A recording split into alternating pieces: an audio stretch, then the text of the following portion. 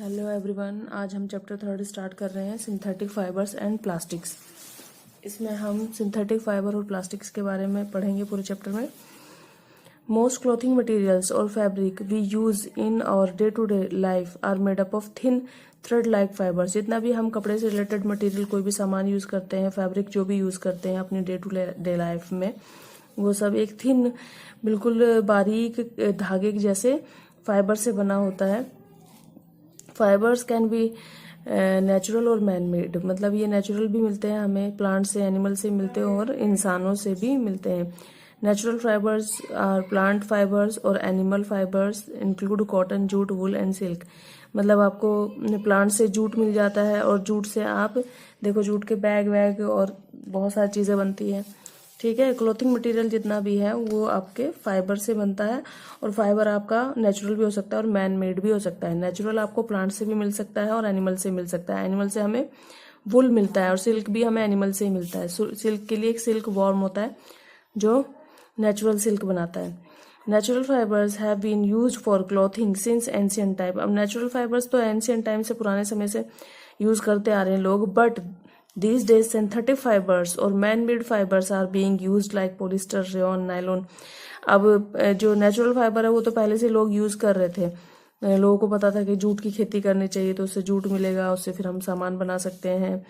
और cotton plant से हम कॉटन ले सकते हैं, उसके कपड़े बनते हैं। वूल और सिल्क हमें एनिमल से मिल जाते हैं, तो एनिमल की रेयरिंग इसी लेवल पे की जाती थी, उनको पाला जाता था और उनसे ये चीज़ें ली जाती थी। लेकिन अब जब यूज़ बढ़ रहा है चीज़ों को, पॉपुलेशन बढ़ रही है, तो धीरे धीरे उसके ऑप्शंस भी ढूंढ लिए लोगों ने कि इसको पूर्ति की कैसे की जाए। अब सिंथेटिक फाइबर और man made fibres are being used like polyester, nylon, ये सब आजकल यूज हो रहे हैं, आपने भी नाम सुने होंगे। Synthetic fibres that are made by human being are synthetic fibre. जो सिंथेटिक मतलब ह्यूमन बीइंग ने जो फाइबर बनाए हैं वो हमारे सिंथेटिक फाइबर है। जो हमें नेचर से मिलते हैं वो हमारे नेचुरल फाइबर होते हैं। तो ये डिफरेंस याद रखना, सिंथेटिक मतलब मेड बाय मैन और नेचुरल मतलब जो हमें नेचर से मिलते हैं, प्लांट और एनिमल से मिलते हैं। Synthetic fibres consist of long chain of small molecules. Small molecule जहाँ भी वर्ड है आप समझ जाओ कि ये एक बहुत ही छोटी सी इकाई, एक सबसे छोटी यूनिट है किसी भी चीज़ की। मॉलिक्यूल जैसे हमारी बॉडी की सबसे छोटी यूनिट होगी सेल, ठीक है, तो मॉलिक्यूल किसी भी चीज़ की सबसे छोटी इकाई। और बहुत सारे मॉलिक्यूल मिलकर क्या बनेगा? Polymer. The tiny chain like molecules are called polymers. मतलब पॉली मतलब मैनी, जब बहुत सारे हमारे मॉलिक्यूल्स मिलेंगे तो वहाँ बनेगा पॉलीमर। पॉली मीन्स मैनी और मर मीन्स यूनिट। मैनी यूनिट जब मिलेगी तो हमारा बनेगा polymers. The structure of polymer is best described as that resembling numerous beads. अब इसको आप नेचुरल वर्ल्ड से कैसे इस एग्जाम्पल को ले सकते हैं कि कैसे पॉलीमर बना हुआ, तो आप एक माला ले लो, बीड्स, बहुत सारी बीड्स देखो पिरो पिरो के हमारी पूरी एक माला बन गई, पूरी चेन बन गई। तो इसी तरह से हमारा क्या बनता है, हमारे पॉलीमर बनते हैं। ठीक है, बहुत सारे मॉलिक्यूल्स, देखो बीड्स की जगह आप मॉलिक्यूल समझ लो, बहुत सारे मॉलिक्यूल्स आपस में जुड़ जुड़ के एक हमारा पॉलीमर बन गया है। The beads is individual. A polymer may consist of thousands of smaller units called monomers। अब जैसे यहाँ बीड है तो यहाँ वहाँ पॉलीमर हो गया आपका, जब बहुत सारे यूनिट्स मिले तो पॉलीमर बन गया। अब ये भी कह रहे हैं कि पॉलीमर में consist of thousand of smaller units. Polymer किससे बना होगा? एक पॉलीमर किससे बना होगा? हमारा मोनोमर से। मोनो मतलब वन, बहुत सारे मोनोमर्स मिले तो हमारा क्या बन गया? Polymer. Most synthetic fibers are made in factories from coal, petroleum, natural gas। तो हमारे बता रहे हैं कि सिंथेटिक फाइबर किस किस चीज़ों से बनते हैं? कोयले से, पेट्रोल से, नेचुरल गैसेस से। और polymer occurs in nature also, आपको नेचर में भी मिल जाएंगे polymers. Cotton fibre is formed from cellulose which is made up of large number of glucose molecules. तो ग्लूकोज मॉलिक्यूल से हमें सेल्यूलोज मिल जाएगा, ठीक है, और उससे आपका कॉटन फाइबर बन जाएगा। तो आपको ये सारी चीज़ें नेचर से ही मिल जाएगी। Type of synthetic fibre. अब सिंथेटिक फाइबर कितने टाइप के हैं यहाँ दिया, जैसे रेयॉन दिया है, आगे भी दिया आपको नायलॉन दिया है, ठीक है, पॉलिस्टर, एक्रिलिक, तो ये बहुत सारे आपको सिंथेटिक फाइबर्स दे दिए हैं और सबकी अलग अलग खासियत है। यहाँ देखिए, ए polymer which can be drawn into a thin and long thread like fibre is called synthetic fibre. कोई भी पॉलीमर जब एक लंबी चेन बनाता है, थ्रेड लाइक स्ट्रक्चर बना देता है, ठीक है, तो वो हमारा सिंथेटिक फाइबर कहलाता है। तो जैसे यहाँ माला का भी इन्होंने एग्जाम्पल दिया था कि बहुत सारी बीड्स मिलकर एक पूरी माला बन गई है, ऐसे ही बहुत सारे पॉलीमर मिलके एक पूरा थ्रेड लाइक स्ट्रक्चर बना देंगे, एक पूरा धागा टाइप बना देंगे। और some common synthetic fibres are, अब रियॉन का एग्जांपल लिया है, ये मैन मेड है, आर्टिफिशियल सिल्क भी कहा जाता है। तो ये मतलब सिल्क के जैसा ही है बिल्कुल, इसको सिल्क से आप कंपेयर कर सकते हो कि हाँ ये सिल्क ही है, मैन मेड सिल्क है। और it is prepared from cellulose, cellulose से बनाया जाता है ये ऊपर भी इन्होंने बताया था कि cotton fibre is formed from cellulose which is made up of large number of glucose molecules. Cellulose से बनाया जाता है, ठीक है, कॉटन फाइबर्स। और ये सेल्यूलोज कहाँ से बनता है? Large number of glucose molecules, बहुत सारे ग्लूकोज मॉलिक्यूल से मिलकर हमारा सेल्यूलोज बनता है, उससे हम कॉटन फाइबर बना लेते हैं। अभी यहाँ आपको बताया गया है कि सेल्यूलोज से मिल जाता है हमें ये, rayon is much cheaper than silk. अब सिल्क तो सिल्क वॉर्म से मिलता है, तो उसको तो पहले पालो और फिर लो चीज़ें, और वो तो बहुत लंबा प्रोसेस है और महंगा भी है। लेकिन ये आपका क्योंकि आर्टिफिशियल चीज़ें हैं, मशीन मेड है, तो ईजिली अवेलेबल हो जाती है, इसलिए चीप भी होती है, सस्ती होती है। It can B died in several colours, बहुत सारे कलर में इसको डाई किया जा सकता है, बहुत सारे कलर पकड़ने की कैपेसिटी है इसमें। And can be woven like a silk fibre, अब इसको बुना भी जा सकता है। It can also be mixed with cotton, cotton के साथ भी मिक्स किया जा सकता है, बेडशीट वगैरह बनाने में यूज हो सकता है। वूल के साथ भी कारपेट बनाने में यूज कर सकते हैं, वूल के साथ अगर मिक्स करते। Rayon absorbs, rayon absorbs moisture, does not shrink and is cool to wear. अब ये देखो, ये मॉइस्चर को एब्जॉर्ब कर लेता है, ये श्रिंक भी नहीं होता, और इज कूल टू, और ठंडा है पहनने में। It how ever wrinkles easily, मतलब इसमें रिंकल सिलवटें बड़ी जल्दी पड़ जाती हैं। तो ये सब इनकी खास बातें आप याद रखना कि कहाँ इसको यूज करना है, कहाँ नहीं यूज करना है, कौन सा आपका सिंथेटिक फाइबर कहाँ कहाँ यूज हो रहा है, इनके एग्जाम्पल वगैरह याद रखना। Rayon was the first true synthetic fiber. It was first produced in the year 1931 from air water coal without using any natural raw material. Rayon first जो सही मायने में जो पहला सिंथेटिक फाइबर है वो रेयॉन है। तो मैन मेड नाइलॉन है, सॉरी नाइलॉन, जो मैन मेड पहला सिंथेटिक फाइबर है दैट इज नाइलॉन, और ये 1931 में इन्वेंट किया गया था। और ये किसकी हेल्प से बनाया जाता है? एयर, वाटर और कोल की हेल्प से, ठीक है, कोयला, पानी और एयर की हेल्प से बनाया जाता है। और ये सारे without using any natural raw material, बस इतनी चीज़ों की हेल्प से बन जाता है। नायलॉन वाज दस the first true synthetic fibre.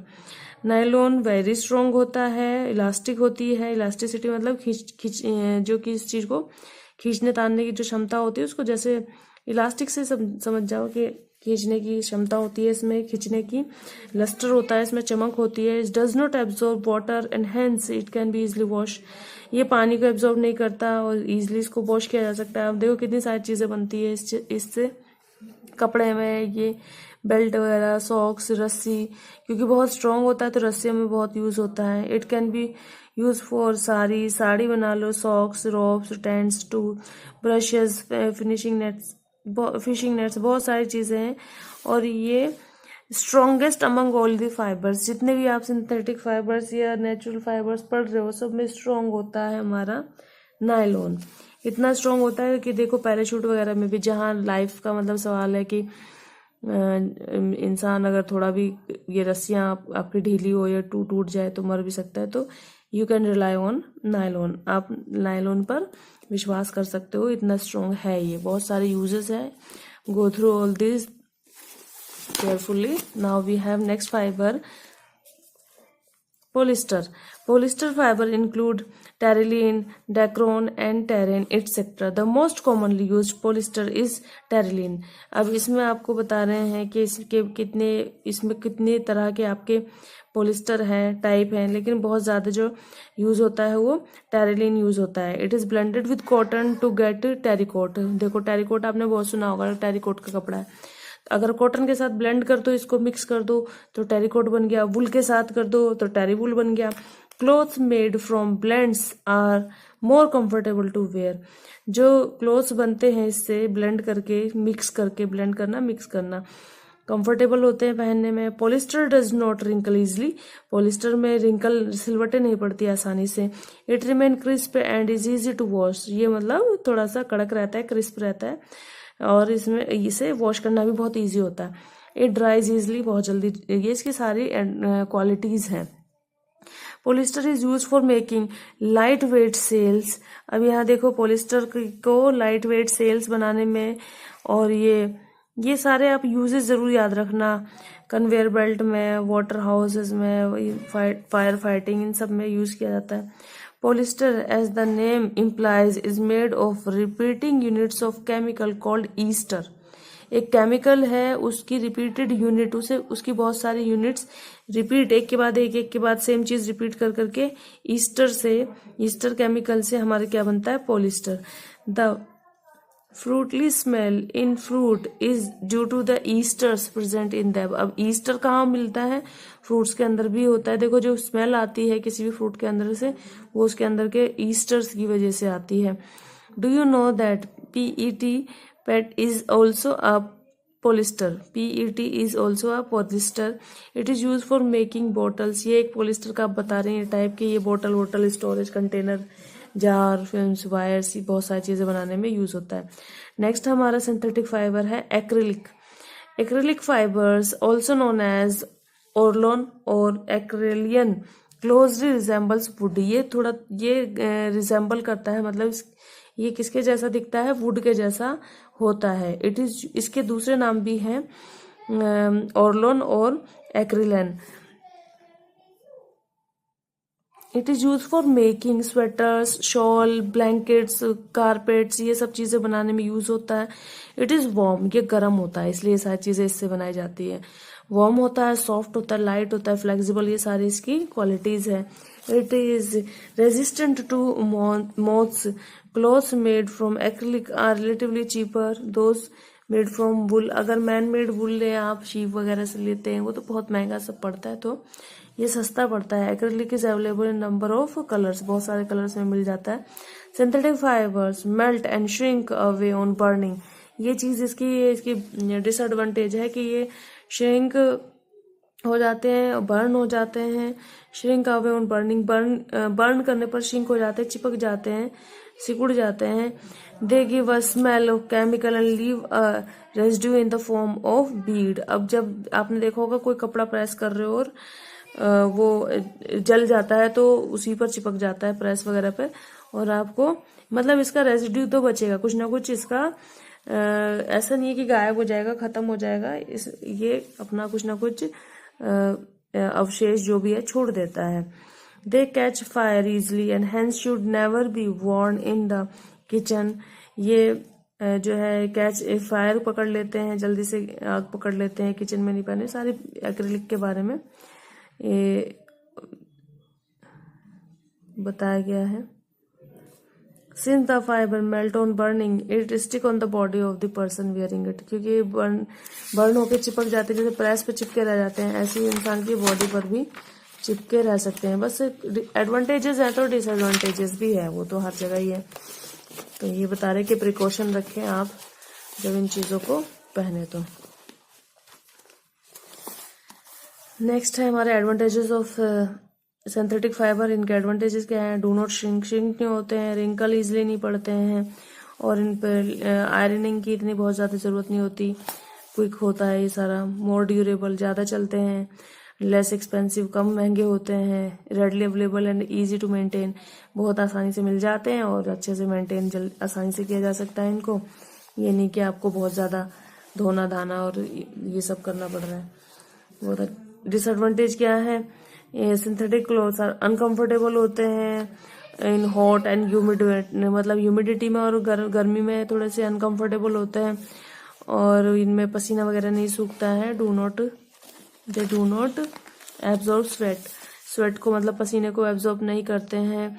They catch fire easily, they require careful ironing as they melt easily, इन पे प्रेस करते हुए ध्यान रखना पड़ता है, वो मेल्ट भी हो जाते हैं। दे आर नॉन बायोडिग्रेडेबल, सबसे बड़ा नुकसान ये है कि बायोडिग्रेडेबल नहीं है। दो चीजें होती हैं, एक बायोडिग्रेडेबल और एक नॉन बायोडिग्रेडेबल। नॉन बायोडिग्रेडेबल मतलब ये नेचर में नहीं मिक्स होते हैं, ठीक है। अगर ये वेस्ट हो गए, खराब हो गए, तो ऐसा नहीं है कि ये डिकम्पोज होके दोबारा से मिट्टी में मिल जाएंगे, नेचर में मिल जाएंगे, नहीं। नेक्स्ट वी हैव, अब हमने वो टॉपिक फिनिश कर लिया हमारा सिंथेटिक फाइबर्स, और सिंथेटिक फाइबर में हमने 4-5 तरह के सिंथेटिक फाइबर देख लिए। सबकी क्वालिटीज प्रॉपर्टीज आपको ध्यान रखनी है, अदर नेम ध्यान रखने हैं, एग्जांपल्स ध्यान रखने हैं, उनके यूजेस याद रखने हैं, लास्ट में उनके हमें एडवांटेजेस और डिसएडवांटेजेस भी याद रखने हैं। नेक्स्ट वी है प्लास्टिक। अब प्लास्टिक क्या होता है, आप सबने तब यूज करते हो, आपको पता है। Plastics form an important class of synthetic material. अब ये हमारा सिंथेटिक मटेरियल ही है, और almost everything we see around us is made of one plastic or other. अब आसपास बहुत सारी चीजें हैं जो प्लास्टिक से बनी है, एक न एक तो बनी है। Like synthetic fibre, plastics are also polymers. जैसे आपके सिंथेटिक फाइबर्स थे, ये भी आपके पॉलीमर्स हैं। Polymers different plastic have different arrangement of molecules. Polymers आपके किससे बने होते हैं, मॉलिक्यूल्स से बने होते हैं, ठीक है। और पॉली मतलब मैनी, मर्स मतलब यूनिट, मैनी यूनिट से मिलकर आपका पॉलीमर बनता है। थ्रेड लाइक स्ट्रक्चर, एक धागे की तरह आप समझ लो। और different plastic have different arrangement of molecule. अब प्लास्टिक भी अलग अलग तरह की होती है, उसमें मॉलिक्यूल का जो अरेंजमेंट है, उनके अंदर किस तरह से मॉलिक्यूल्स बने हुए हैं, लगे हुए हैं, उस पर डिपेंड करता है प्लास्टिक का type. In some plastics the arrangement is linear while in other it is cross linked. किसी में लीनियर होता है सीधा सीधा, किसी में क्रॉस लिंक्ड होता है, ठीक है। ये क्रॉस लिंक्ड का दे रखा, और ये अरेंजमेंट आपका लीनियर सीधा बिल्कुल दिखा रखा है। ये कुछ एग्जाम्पल दे रखे हैं हमारे जो प्लास्टिक्स हैं। अब हमारे पास है प्लास्टिक के दो टाइप जो है थर्मोसेट्स एंड थर्मोप्लास्टिक्स। तो थर्मोसेट हमारे उस तरह के प्लास्टिक होते हैं जो आपके हीट करने पर मेल्ट नहीं होते। These plastics are hard and do not melt on heating, मतलब हीट करने पर पिघलते नहीं है, हार्ड होते हैं। जैसे घरों में देखा होगा मेलामाइन के बर्तन वगैरह होते हैं, तो उसमें गरम गरम खाना डालते तो वो पिघलते नहीं है। These plastics can not be soften और मेल्टेड और ऑन री हीटिंग, मतलब हीट उन पर अगर हीट वगैरह होगी तो इनको ये ना तो सॉफ्ट होते ना ही मेल्ट होते। जो घरों में प्लास्टिक के बर्तन होते हैं वो इसी तरह की प्लास्टिक होती है। They can be shaped only once, उनकी एक ही शेप, एक बार ही शेप दी जा सकती है उनको दोबारा से पिघलाकर मतलब उनको रीयूज नहीं किया जा सकता। In thermosets the polymers are joint by strong link which do not break while heating. उनका जो लिंक है वो इतना स्ट्रॉन्ग होता है कि वो जो उनका स्ट्रक्चर होता है, जो उनका लिंक होता है, जो ऊपर जैसे लीनियर और ये आपने लिंक पढ़े हैं कि किस तरह से मॉलिक्यूल्स आपस में अरेंज हैं, जुड़े हुए हैं।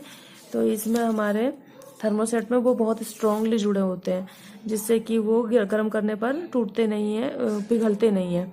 मेलामाइन और बैकलाइट इसके एग्जाम्पल हैं, एग्जाम्पल जरूर याद रखना सबके। Electrical wires and handles of various utensils are made of bakelite. अब हैंडल है कि बहुत सारे बर्तन के, और इलेक्ट्रिक वायर्स हैं वो बैकलाइट के बने होते हैं। ये poor conductor of heat and electricity भी होते हैं, ठीक है। मतलब इसमें हीट या इलेक्ट्रिसिटी नहीं पास हो सकती। Melamine is use for making floor tiles, घर के टाइल्स में भी यूज होते हैं, किचन वेयर, किचन के बर्तन में, फैब्रिक में। It resist fire and can withstand heat better than most plastics. ये हीट को अच्छे से रोक सकते हैं, मेल्ट नहीं होते हैं। पुअर कंडक्टर ऑफ इलेक्ट्रिसिटी है। प्लास्टिक सारे पुअर कंडक्टर ऑफ इलेक्ट्रिसिटी होते हैं। प्लास्टिक में कहाँ इलेक्ट्रिसिटी पास होती है।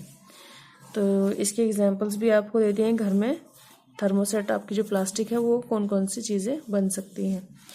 अब थर्मोप्लास्टिक्स कौन से होते हैं? जो हीट करने पर मेल्ट हो जाते हैं, उनको रीशेप किया जा सकता है, दोबारा से उनकी शेप को ढालकर कुछ और बनाया जा सकता है, रीयूज कर सकते हैं। दे can be moulded different shape again and again, इनको जितनी बार चाहो गर्म करो और फिर से नई शेप दे दो, रीयूजेबल है। दे कैन बी रिसाइकल्ड, मतलब रीयूजेबल मतलब रिसाइकिल्ड हो सकते हैं। पॉलीथीन है, पीवीसी की फुल फॉर्म होती है पॉलीविनाइल क्लोराइड, और नाइलॉन है, आर सम थर्मोप्लास्टिक्स, ये सारे के सारे आपके थर्मोप्लास्टिक्स में आते हैं। They are use for manufacturing toys, various types of container, ये साइड में दिखा दिया है। अब यहाँ कुछ एग्जाम क्वेश्चंस है। Which of these is a thermoplastic? अब मेलामाइन और पीवीसी में से कौन सा थर्मोप्लास्टिक है? तो आपने ऊपर पढ़े हैं सारे, पीवीसी आपका थर्मोप्लास्टिक है। Mention two property of nylon fibre, nylon की दो खास बातें बतानी है, प्रॉपर्टी बताने हैं। नेम टू प्लास्टिक फाइबर्स, दो प्लास्टिक फाइबर्स के नेम बताने हैं। Name two wonder material, name the wonder material, wonder material किसे कहा जाता है उसका नाम बताना है। आप चैप्टर को दोबारा से पढ़ लेना, ये सारे क्वेश्चन के आंसर्स आपको मिल जाएंगे। Plastics as material of choice, अब a large number of items are made from plastics are extensively used for, मतलब बहुत सारी चीज़ें प्लास्टिक की बनी है, बहुत एक्सटेंसिव, बहुत ज़्यादा यूज़ हो रहा है प्लास्टिक का आजकल। B it toys, phones, part of computer, ये सब जगह यूज़ बता रहे हैं हमारे प्लास्टिक का। द लिस्ट इज़ एंडलेस, मतलब लिस्ट इतनी बड़ी है कोई एंड नहीं है, इतना प्लास्टिक का यूज़ है। This is because they are light in weight, low priced, high good strength and easy to handle. ये इसलिए है कि प्राइस भी लो है और इनका वेट भी काफ़ी लाइट है, हल्का है, बहुत स्ट्रेंथ भी अच्छी होती है और हैंडल करने में भी इजी होता है। प्लास्टिक की प्रॉपर्टी क्या क्या है? प्लास्टिक्स आर नॉन रिएक्टिव, किसी चीज़ के साथ रिएक्ट नहीं करती हैं। Plastics do not react with air water, ठीक है, दे आर नॉन बायोडिग्रेडेबल। ये एक सबसे बड़ा नुकसान है कि ये भी नॉन बायोडिग्रेडेबल है, मतलब नेचर के साथ मिक्स नहीं होता, मतलब ये डिकम्पोज होके वापस मिट्टी में नहीं मिल जाता, ठीक है। अगर पड़ा है तो पड़ा है, हज़ारों साल तक पड़ा रहे। दे do not corrode easily, hence they are used in homes and laboratories for storing chemicals। ये corrode नहीं हो सकते, ठीक है, ख़राब नहीं होते हैं, किसी चीज़ से रिएक्ट नहीं करते हैं, लेबोरेटरी वगैरह में भी इसलिए केमिकल्स के लिए यूज़ कर लेते हैं। लाइट वेट होते हैं, सारी इनकी प्रॉपर्टी है। Plastics are strong and durable, strong होते हैं, ड्यूरेबल मतलब ज़्यादा समय तक चलने वाले होते हैं। They are thus use widely to make household articles in industry, अब ये घर की चीज़ों में, इंडस्ट्री में हर जगह यूज़ होते हैं। They are generally cheaper than metals से ज़्यादा चीप होते हैं, सस्ते होते हैं।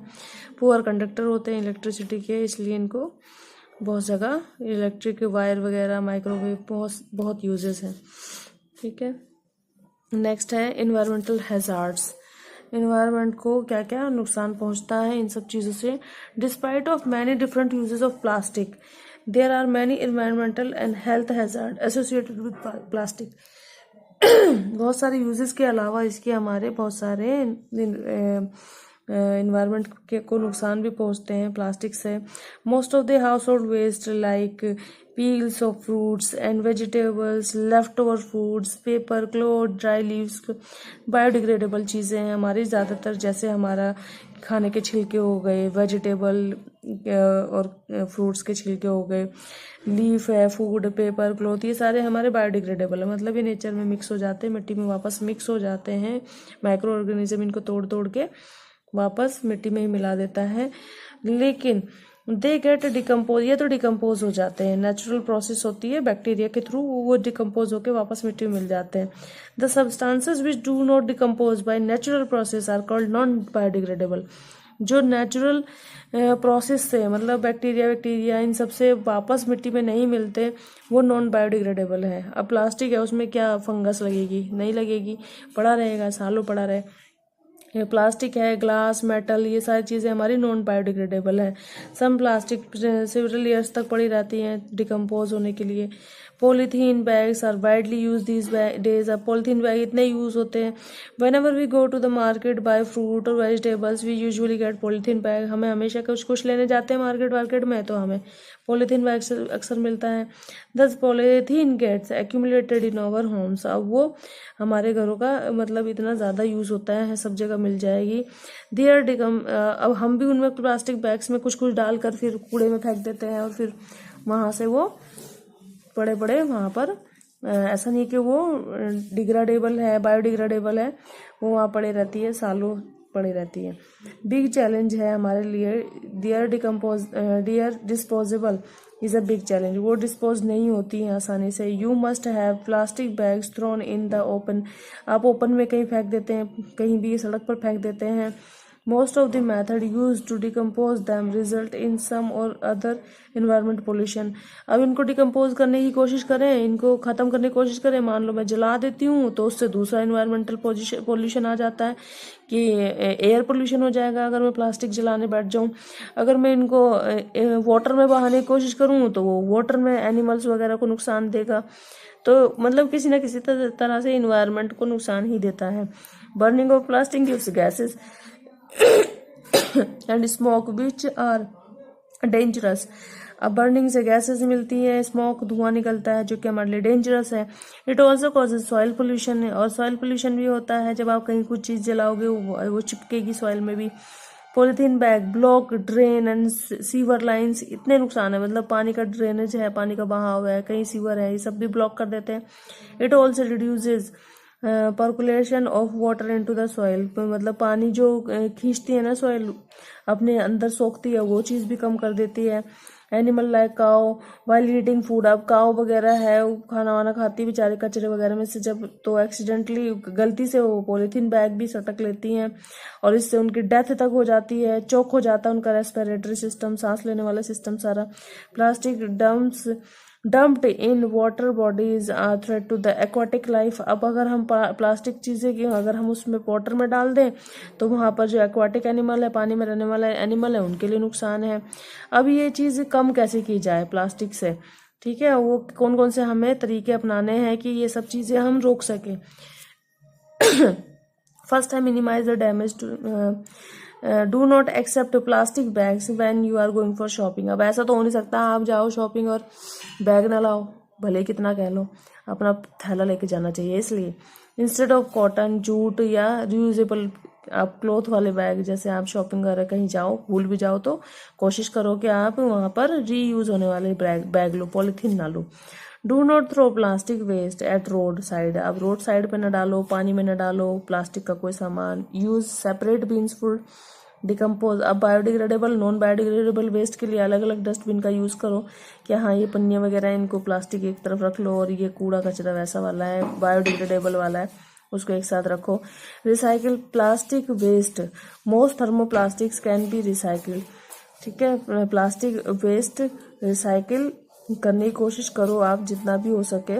और जितने भी थर्मोप्लास्टिक्स हैं, ठीक है, थर्मोसेट्स नहीं, थर्मोप्लास्टिक्स जितने होते हैं वो रिसाइकलेबल है, मतलब उनको मेल्ट करो फिर दूसरी शेप दे दो तो यूज़ हो जाते हैं।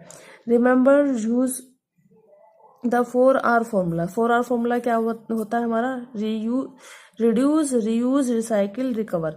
मतलब पहले तो आप यूज़ ही कम कर दो उस चीज़ का, और अगर यूज़ कर भी लिया तो उसको रीयूज़ करने की कोशिश करो, और रीयूज़ करके उसको फिर से रीयूज़ करो, मतलब रिसाइकिल करो, फिर से यूज़ के लायक बनाओ, और फिर से रिकवर जो था वो उसको पहले से जो रिसाइकिल करके उसको रिकवर करो दोबारा से।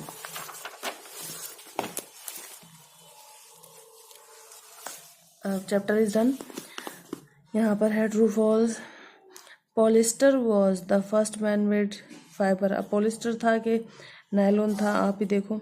Nylon is use for making sail boats. अब देख लो उसके क्या क्या यूज़ है, कि क्या क्या चीज़ें बन रही है उससे, सेल बोट में यूज़ हो रहा है कि नहीं हो रहा है। All polymers are natural materials. All polymers जो है वो नेचुरल मटेरियल्स है। अब इसकी आप थोरोली रीडिंग करो और ये सारे एक्सरसाइज को करना है। Chapter is done. complete the exercise of chapter 3rd.